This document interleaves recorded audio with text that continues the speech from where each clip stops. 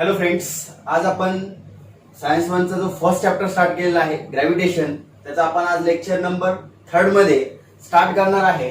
Uniform circular motion आणि centripetal force. चला तर मग आपण स्टार्ट करूया. Consider an object moving in a circle with constant speed. तुम्हाला एक ऑब्जेक्ट कन्सिडर करायचा आहे. सपोज हा एक ऑब्जेक्ट आहे आणि तो एका सर्कल मध्ये फिरतोय. ठीक आहे, हा एक ऑब्जेक्ट आहे आणि तो एका सर्कल मध्ये फिरतोय आणि त्याची जी स्पीड आहे ती काय आहे? कॉन्स्टंट. स्पीड कशी त्याची? कॉन्स्टंट. स्पीड कॉन्स्टंट याचा अर्थ असा आहे, तो एक चक्कर त्याला मारायला जर 1 मिनिट लागत असेल तर 2 चक्कर मारायला किती मिनिटं लागतील? 2. 3 सर्कल कंप्लीट करायला 3. म्हणजे सारख्या टाइम इंटरवल मध्ये तो त्याचे ऑर्बिट कंप्लीट करणार आहे. त्यावेळेस आपण त्याला म्हणू कॉन्स्टंट स्पीड. ओके, तर एक ऑब्जेक्ट आपण कन्सिडर केला, तो सर्कल मध्ये फिरत आहे आणि त्याची स्पीड कशी आहे? कॉन्स्टंट आहे. We have seen earlier that such a motion is possible only when the object is constantly acted upon the force directed towards the center of the circle.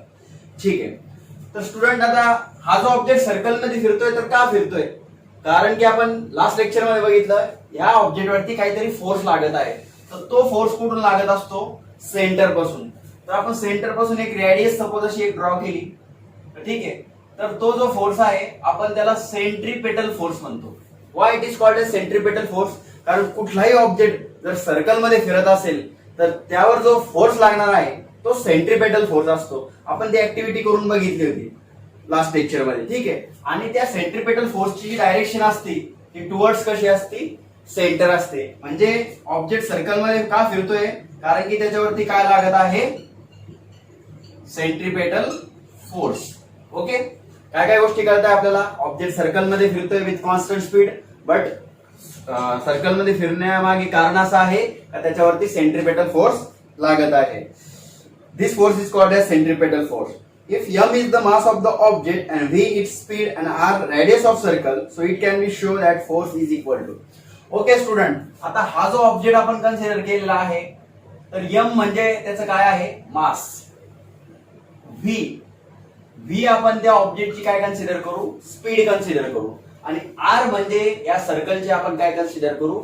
Radius. Okay, तुम्ही म्हणशाल मी speed अशीच का बरं दाखवलेली आहे? तर speed ही सर्कलला कधीही tangent असते at any point. मी जर इथे सुद्धा पॉइंट ड्रॉ केला तर अशी मी रेडियस ड्रॉ करणार, ही तुमची रेडियस असणार. मास तर जशा तशा असेल तर स्पीड माझी कशी होऊन जाईल?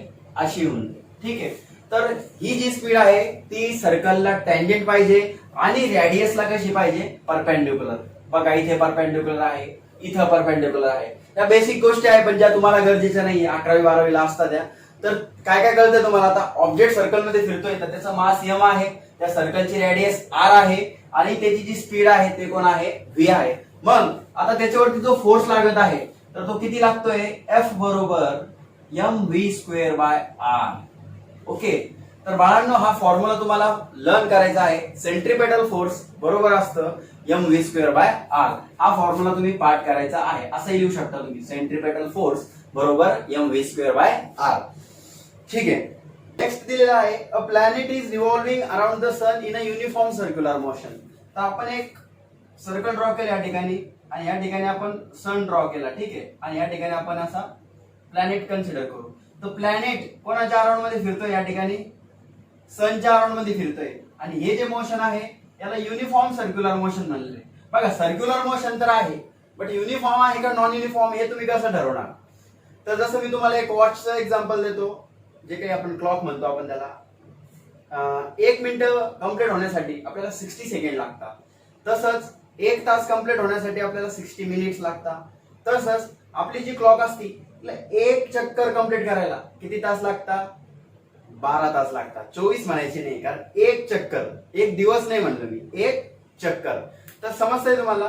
हा जो टाइम पिरियड हा चेंज होणार आहे का? आज 1 मिनिट होण्यासाठी 60 सेकंद लागले, उद्या 55 सेकंदात 1 मिनिट होणार असं आहे का? नाही. म्हणजे अशा टाइपचे जे मोशन आहे त्याला आपण युनिफॉर्म सर्क्युलर मोशन म्हणतो. जर हा प्लॅनेट तुमचा अर्थ असेल तर तो स्वतः भोवती फिरता फिरता सूर्याभोवती फिरणार आहे.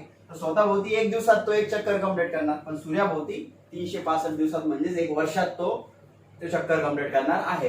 म्हणून टाइम पिरियड जर सारखा लागत असेल एखाद्या मोशन होण्यासाठी तर आपण त्याला युनिफॉर्म सर्क्युलर मोशन असे म्हणतो. मग आता ह्यामध्ये त्यांचं म्हणणं काय आहे, इथे सुद्धा मग आता जसं इथं सेंट्रिपेटल फोर्स लागत होता, तर इथेही आपण जर अशी एक रेडियस कन्सिडर केली तर इथं सुद्धा ह्या प्लॅनेट वरती एक कुठला फोर्स लागणार आहे, सेंट्रिपेटल फोर्स. ओके, कारण की सर्कलची रेडियस आपण आर कन्सिडर करू, एम म्हणजे प्लॅनेटचं मास आणि व्ही म्हणजे त्या प्लॅनेटची काय असणार आहे, स्पीड असणार आहे. आणि अशा प्रकारे त्या सर्कलच्या नुसार त्या प्लॅनेट वरती कुठला फोर्स लागणार आहे, सेंट्रिपेटल फोर्स. तर मग ह्या ठिकाणी सुद्धा सेंट्रिपेटल फोर्सचा फॉर्म्युला काय असणार आहे, mv²/r. ठीक आहे, आता पुढे आपण जाणार आहोत. The speed of the planet can be express in terms of period of revolution are as follows. ठीक आहे बाळांनो, आपण आजचा जो टॉपिक स्टडी करत आहोत तो टॉपिक कुठेतरी केपलरच्या थर्ड लॉशी रिलेटेड आहे, जे की केपलरने थर्ड लॉ कम्प्लीट केलेला नव्हता. तर न्यूटन यांची मदत घेऊन आपण ते थर्ड लॉ कसा कम्प्लीट करणार आहे ते रिलेशन आपण या ठिकाणी बघणार आहे. तर आता आपण पुढे बघणार आहे distance travelled bye the planet in a one revolution.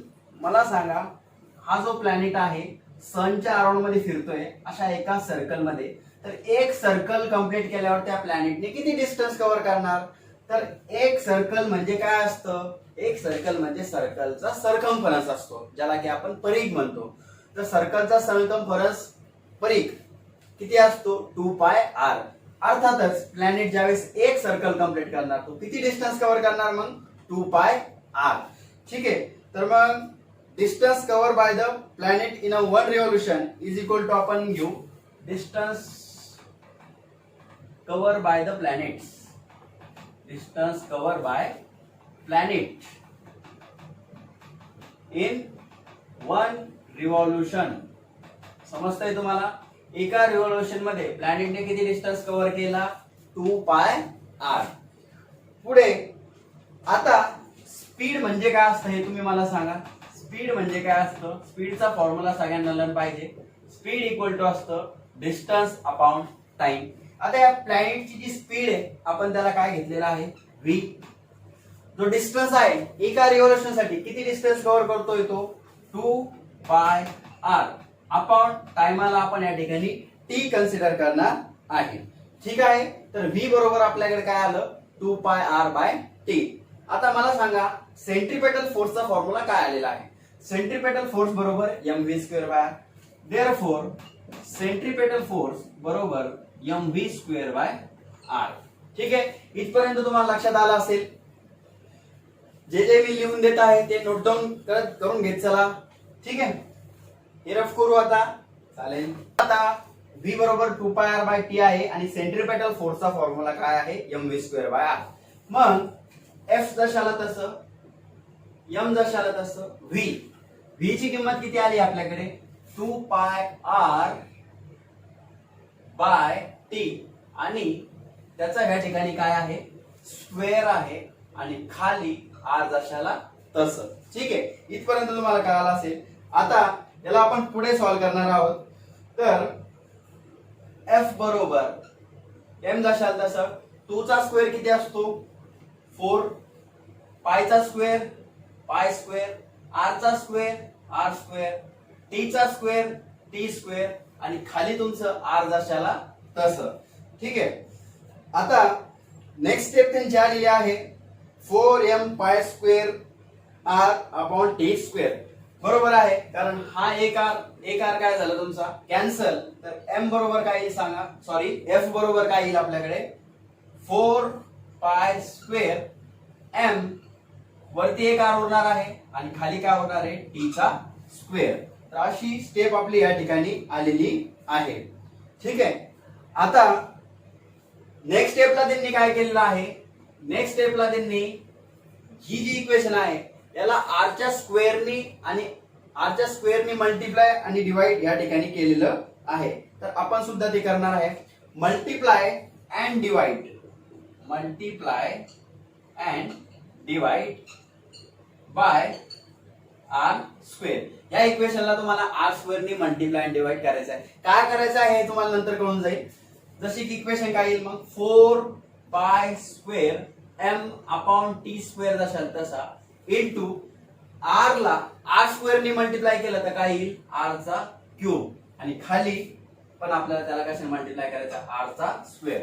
बघा आपण या इक्वेशनला r च्या स्क्वेअरनी मल्टिप्लाय आणि डिवाइड केलेले. खाली r चा स्क्वेअर असेल तसं इथं r स्क्वेअरने मल्टिप्लाय केलं, हा r आणि r चा स्क्वेअर काय झाला आपला r चा क्यूब. ठीक आहे. आता नेक्स्ट स्टेप कडे तुम्हाला लक्ष द्यायचं आहे.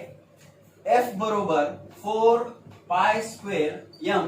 मी काय करणार आहे, हा r स्क्वेअर मी ह्या t स्क्वेअरच्या जागेवर लिहिणार आहे आणि r क्यूब वरचा नसेल तसा आणि t स्क्वेअरला मी r स्क्वेअरच्या जागेवर लिहितो. काय चेंजेस केले मी? काहीच केलेलं नाही. या दोघांची जागा मी फक्त अशी बदललेली आहे. इझी कसं करता येईल आपण त्याचा या ठिकाणी प्रयत्न करू. इथपर्यंत तुम्हाला आय होप सगळं कळालंच असेल. ठीक आहे. बुक्स मध्ये थोडंसं शॉर्टकट दिलेलं आहे, तर आपण त्याला थोडंसं इझी करण्याच्या ठिकाणी काय करू, प्रयत्न करू. ठीक आहे. तर मी याला सोपा असं करणार आहे. As Kepler's third law, as Kepler's third law. आता काल केपलर्स थर्ड लॉ आपण लास्ट लेक्चर मध्ये बघितलं आहे, लेक्चर नंबर 2 तुम्ही बघा. त्याच्यामध्ये आपण बघितलं होतं टी चा स्क्वेअर अपॉन आर चा क्यूब इक्वल टू काय असतं के. टी चा स्क्वेअर अपॉन आर चा क्यूब इक्वल टू आपल्याकडे काय होतं के. मग आता मला सांगा एफ बरोबर 4 pi square m upon r चा स्क्वेअर. आता ब्रॅकेट मध्ये आपल्याकडे आर चा क्यूब अपॉन टी चा स्क्वेअर आहे आणि आपल्याकडे काय अवेलेबल आहे, टी चा स्क्वेअर अपॉन आर क्यूब. म्हणजे आपल्याकडे असं अवेलेबल आहे, आपल्याला त्याचं उलट पाहिजे, म्हणजे रेसिप्रोकल पाहिजे. बरोबर आहे. मग याला मी जर उलट लिहिलं तर हा 1 वरती जाणार, के खाली जाणार. म्हणजे मी याला जर असं लिहिलं तर हे असं होऊन जाईल. बरोबर आहे. तर याची जी व्हॅल्यू आहे ती आपल्याला काय भेटणार आहे, 1/k. ठीक आहे. इथपर्यंत तुम्हाला लक्षात आलं असेल. आता शेवटची स्टेप आपली बाकी आहे. शेवटच्या स्टेप मध्ये मला सांगा 4 पाय स्क्वेअर एम के हे सगळं काय आहे, 4 पाय स्क्वेअर एम अपॉन के. याला आपण काय कन्सिडर करू, कॉन्स्टंट. आता आपण याला कॉन्स्टंट कन्सिडर करू. जे आपण इथे केले ते आपण इथे करणार होतो, त्यामुळे थोडीशी गडबड झाली. आपण आणखी त्याला आता सोपं करून दिलेलं आहे. मग ह्या सगळ्याच्या ठिकाणी आपल्याला काय ठेवायचं आहे, कॉन्स्टंट. काल मी तुम्हाला सांगितलं होतं प्रॉपोर्शनिटीला आपण जर इक्वल टू मध्ये आणलं तर कॉन्स्टंट वापरायचं असतं. कॉन्स्टंटला जर आपण प्रॉपोर्शनिटी मध्ये जर टाकलं म्हणजे हे 4 पाय स्क्वेअर एम के हे जे कॉन्स्टंट आहे त्या कॉन्स्टंटला मी कशामध्ये टाकलं, प्रॉपोर्शनिटी मध्ये. म्हणजे काय उरणार, फक्त 1 अपॉन आर चा स्क्वेअर. तर हेच आपल्याला बघायचं होतं बाळांनो. इथपर्यंत जर तुम्हाला व्यवस्थित कळालं असेल तर आता तुम्ही लक्ष द्यायचं आहे. Thus the Newton calculated that centripetal force is force acting on the planet and is responsible for its circular motion. First त्यांनी काय काय कन्क्लुजन दिलं बघा. जे सर्क्युलर मोशन आहे त्याला कुठला फोर्स रिस्पॉन्सिबल आहे, सेंट्रिपेटल फोर्स. हे तुम्हाला मी अगोदरच सांगितलं. And it must be inversely proportional to the square of distance between planet and sun. बरोबर आहे. आता मी जी डायग्राम ड्रॉ केली होती सन आणि प्लॅनेटची, तर त्या दोघांमधला जो अंतर आहे आपण त्याला आर म्हणलो होतो. तर प्लॅनेट आणि सन मधला जो डिस्टन्स आहे ज्याला आपण आर म्हणलो, त्याच्या स्क्वेअरला तुमचा जो सेंट्रिपेटल फोर्स आहे तो कसा आलेला आहे, इनव्हर्सली प्रोपोर्शनल आलेला आहे. आणि Newton identify this force of gravity and hence postulate of inverse square law of gravitation. म्हणून हा जो फॉर्म्युला आहे याला inverse square law of gravitation, inverse square law of gravitation. Okay. बघा न्यूटनचा थर्ड लॉ काही, केपलरचा थर्ड लॉ काही असाच होता आपला. त्याच्याशी रिलेट करून त्याचा अभ्यास करून न्यूटन यांनी inverse square law of gravitation असा तयार केलेला आहे. कारण आपण काल बघितलं होतं एफ बरोबर जी m1 m2 upon R square. तर तिथे सुद्धा एफ आर स्क्वेअरला इनव्हर्सली प्रोपोर्शनल होता. तेच आपण केपलरच्या थर्ड लॉच्या मदतीने या ठिकाणी प्रूफ केलेलं आहे. आणि the gravitational force is much weaker than other force in nature but it control the universe and decide it's future. आणि आपलं जे फर्स्ट लेक्चर झालं त्याच्यामध्ये मी तुम्हाला फोर्सची फॅमिली सांगितली होती. Electromagnetic force, strong nuclear force, weak nuclear force आणि ग्रॅव्हिटेशनल फोर्स. तर ग्रॅव्हिटेशनल फोर्स या तिन्ही फोर्सपेक्षा विकेस्ट फोर्स आहे. कसा फोर्स आहे, विकेस्ट. विकेस्टचा अर्थ कळतो, हे बाकी जे फोर्स आहे हे स्ट्रॉंगेस्ट आहे. कारण हे दोन्ही पार्टिकल खूप जवळ असतात, त्यांचे चार्जेस आपण कन्सिडर केले तसं. But gravitational force weakest force जरी असला तर हा युनिव्हर्सल फोर्स आहे, हे मी तुम्हाला सांगितलं होतं. म्हणून हा फोर्स तुमचा डिसाइड करू शकतो फ्युचर. म्हणजे हा खूप इम्पॉर्टंट फोर्स आहे. ठीक आहे. This is possible because huge masses of planet, star and other constitute of universe. आणखी खूप सारी माहिती आपण याच्याबद्दल घेऊ शकतो. पण आय होप तुम्हाला इथपर्यंत कळालं असेल का. एक एक्झाम्पल आहे पेज नंबर 6 आणि एक्झाम्पल नंबर आहे 1. ठीक आहे, तुमचं पेज नंबर 6 जे आहे त्याच्यावर एक्झाम्पल नंबर फर्स्ट आहे, मी रीड करत आहे. Mahendra and Virat are sitting at a distance of 1 metre from each other. Okay, दोन स्टुडंट आहे, एकाच नाव महेंद्र आहे, एकाच नाव विराट आहे. दोघं एका बेंचवर बसलेले आहे आपण असं कन्सिडर करू, आणि दोघांमधलं जे अंतर आहे ते 1 मीटर आहे. सपोज हा महेंद्र आहे आणि हा विराट आहे, आणि दोघं किती मीटरवर बसलेले आहे? 1 मीटरवर बसलेले. ठीक आहे, पुढे त्यांचे मासेस दिलेले आहे 75 kg and 80 kg respectively. What is the gravitational force between them? खूप इझी प्रश्न आहे. काय करायचंय बघा, फर्स्ट M1 बरोबर आपण घेऊ 75 kg, M2 बरोबर घ्यायचं आहे आपल्याला 80 kg. ओके, समजतंय तुम्हाला? महेंद्र आणि विराट, महेंद्राच्या मासला आपण M1 म्हणू, विराटच्या मासला आपण M2 म्हणू. दोघांचे मासेस दिले, दोघांमधला जो डिस्टन्स आहे आपण त्याला R म्हणू किंवा D सुद्धा तुम्ही म्हणू शकता. तो दिलेला आहे 1 मीटर. आता तुम्हाला त्याच्यामधला ग्रॅव्हिटेशनल फोर्स फाइंड करायचा आहे. त्या दोघांमध्ये ग्रॅव्हिटेशनल फोर्स किती असेल? ठीक आहे, एक व्हॅल्यू तुम्हाला पाठ करायला लावली होती, जी म्हणजे ग्रॅव्हिटेशनल कॉन्स्टंट किती असती? 6.67 इंटू 10⁻11 न्यूटन मीटर स्क्वेअर पर केजी स्क्वेअर. ठीक आहे, आता आपल्याला ग्रॅव्हिटेशनल फोर्स फाइंड करायचा आहे. तर लास्ट लेक्चर मध्ये आपण ग्रॅव्हिटेशनल फोर्सचा फॉर्म्युला प्रूफ केला आहे. सांगा काय आहे तो फॉर्म्युला? यस, F बरोबर G M1 M2 upon R square, किंवा तुम्ही त्याला D चा स्क्वेअर सुद्धा लिहू शकता. ओके, सो F बरोबर put the value of G. G किती आहे तुमच्याकडे? 6.67 इंटू 10⁻11. नेक्स्ट M1, M1 आपल्याकडे आहे 75, M2 आपल्याकडे आहे 80 आणि R बरोबर आहे 1 आणि त्याचा स्क्वेअर. ठीक आहे, आता 6.67 इंटू 10⁻11 जशाल तसा 75 इंटू 80. तुम्ही काही 4थी 5वीचे मुलं नाही जे तुम्हाला गुणाकार शिकवायचे. हा गुणाकार जर तुम्ही केला तर तुम्हाला आन्सर भेटेल 6000. किती भेटेल? 6000. अपॉन 1 चा स्क्वेअर किती असतो? 1, म्हणजे नाही लिहिला तरी चालतो. नेक्स्ट F बरोबर 6.67 into 10⁻11. We can write 6000 is 6 into 1000. Right? Understood?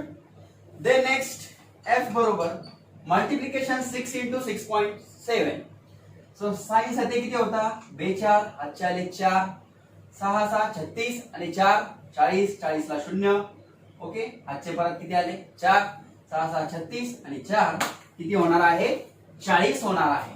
ठीक आहे, म्हणजे 0.2 संख्येनंतर म्हणजे 40.02 इंटू 10⁻11 तसा 1000 ला कसं लिहू शकतो बघा?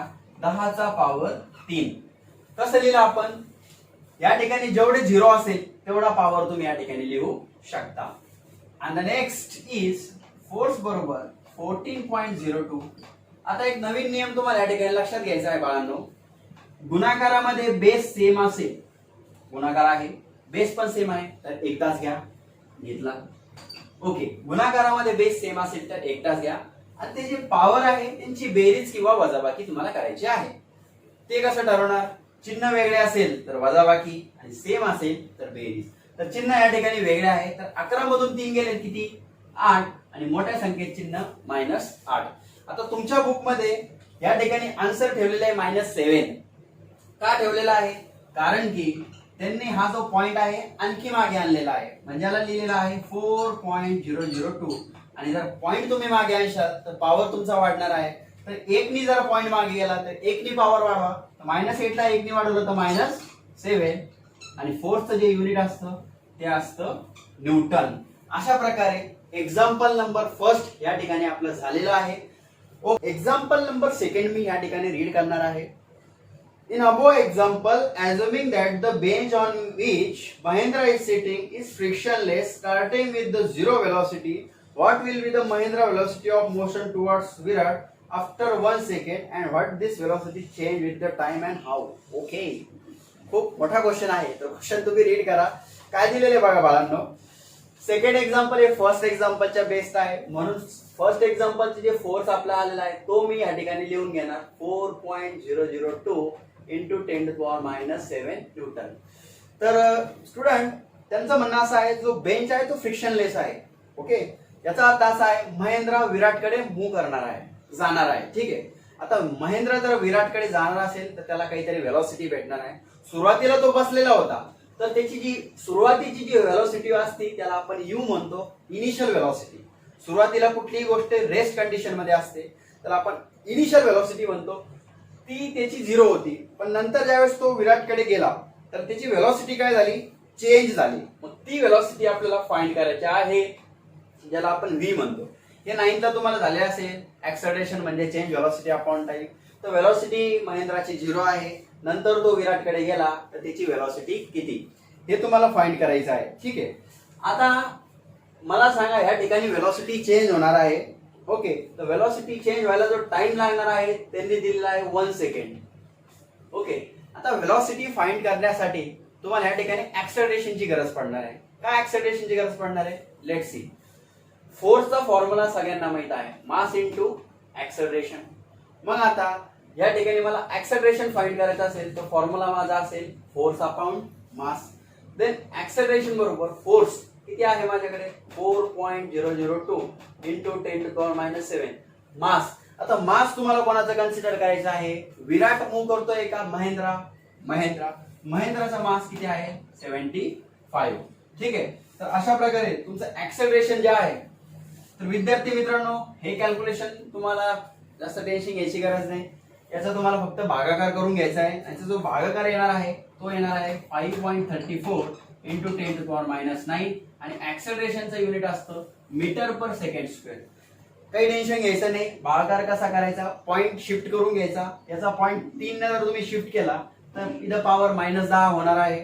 मग 4002 ला तुम्ही 75 ने जर भाग दिला तर तुम्हाला असा आन्सर भेटणार आहे. ओके, आपल्याला जे फाइंड करायचं होतं ते आहे वेलॉसिटी. तर न्यूटनची जी फर्स्ट इक्वेशन आहे वेलॉसिटीची ती आहे v बरोबर u प्लस at.